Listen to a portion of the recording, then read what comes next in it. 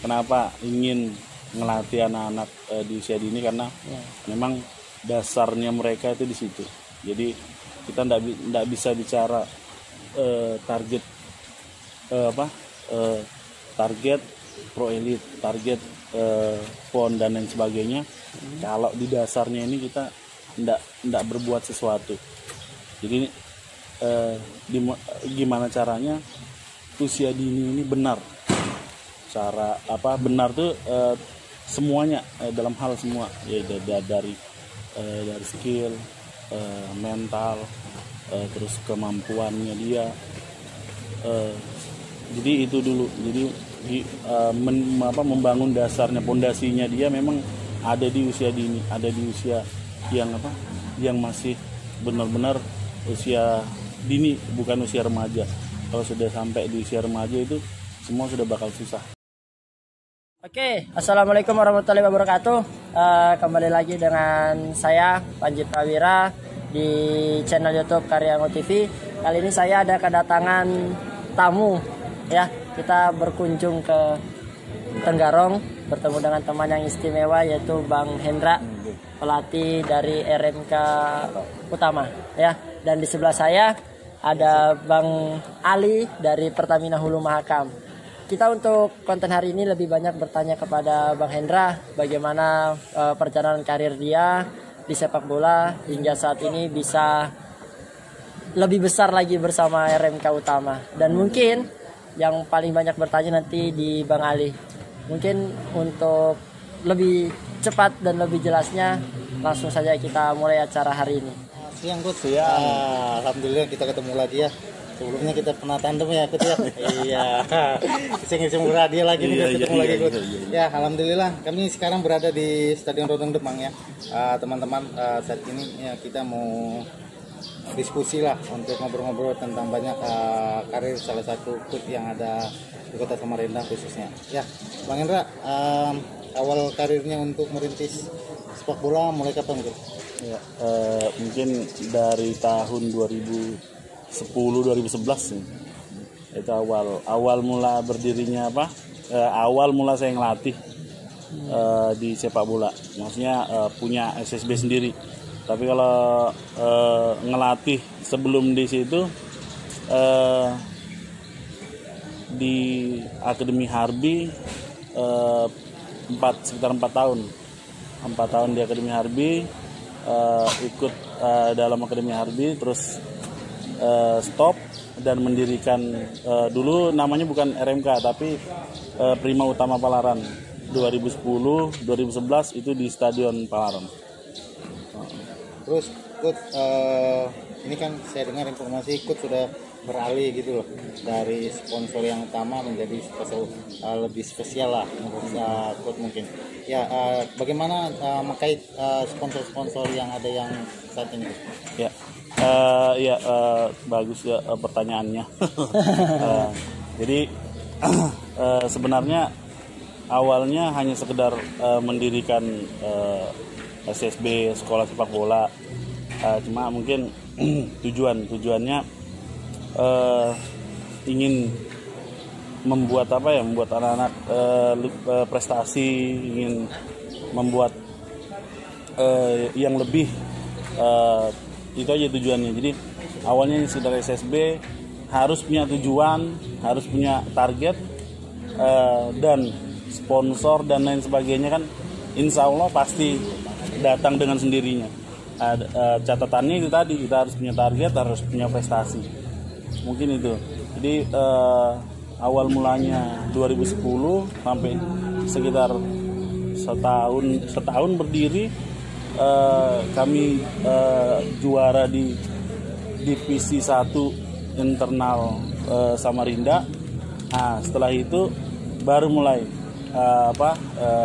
kedatangan sponsor yang bilang tadi, sempat dipegang dengan klub Dispora selama 2 tahun, terus selesai di situ beralih ke sponsor.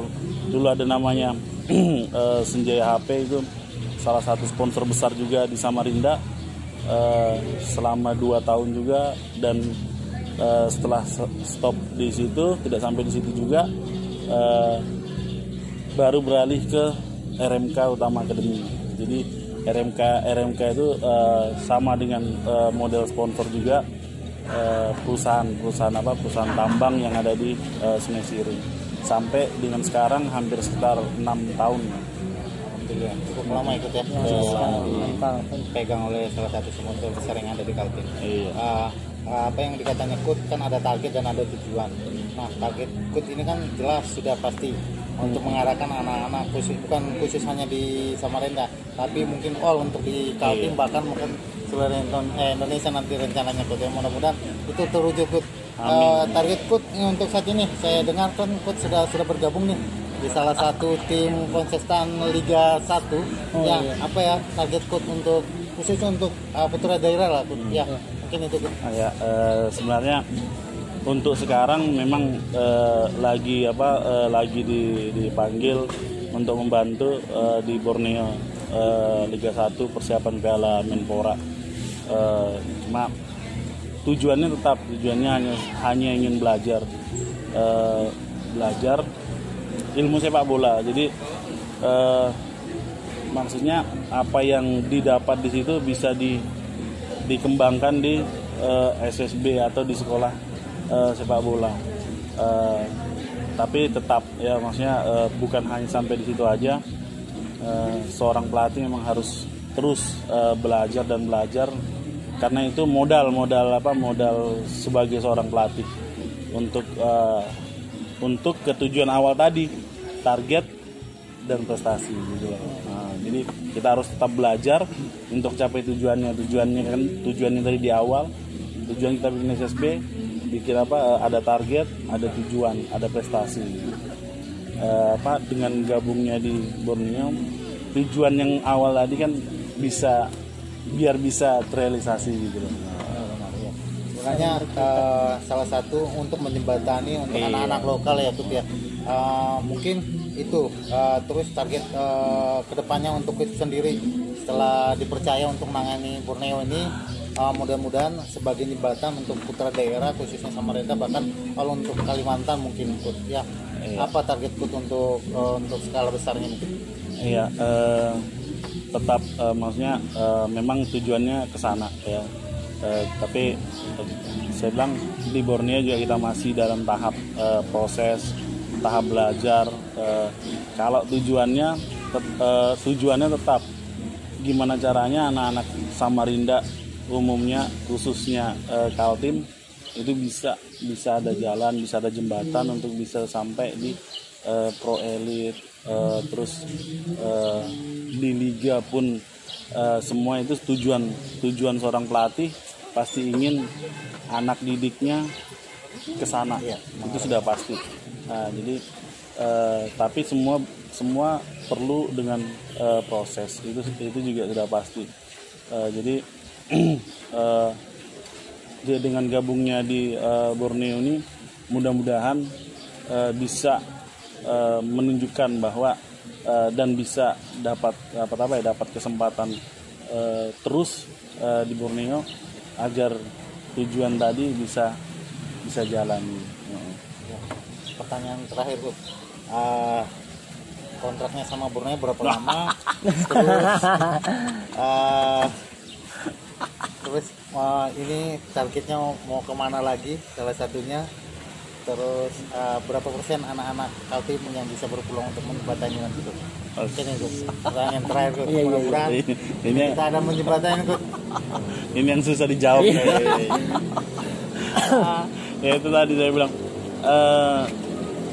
prinsipnya kalau bicara masalah kontrak belum ya, seperti yang di awal tadi saya hanya sekedar hanya membantu prosesnya persiapan untuk Piala Menpora, dan selanjutnya kita belum tahu gimana kelanjutannya, tapi mudah-mudahan bisa lanjut dan bisa lebih lah, makanya bisa lanjut terus, dipercaya untuk membantu.